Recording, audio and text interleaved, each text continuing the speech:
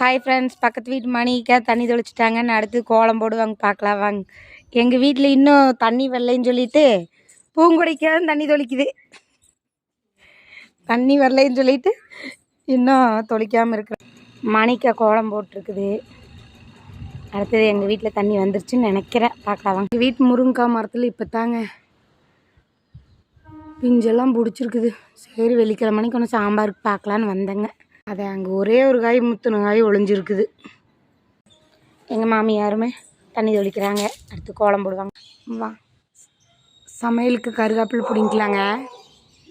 எங்கள் வீட்டோட கருகாப்பில் மரம் பிடிங்கியாச்சுங்க. நல்லா ஃப்ரெஷ்ஷாக வாசனையாக இருக்குது. அப்படியே கிச்சனுக்குள்ளே வந்தாச்சு. பாருங்கள், இன்றைக்கும் அடுப்பை பாருங்கள், சமைக்கிறதுக்கெல்லாம் ரெடி பண்ணி வச்சாச்சு. எங்கள் அத்தத்தோட கோலத்தை மெயினாக இன்னைக்கு கோலத்தை உங்களுக்கு காமிக்கிறேன், எவ்வளோ அழகாக போடுவாங்கன்னு பாருங்கள்.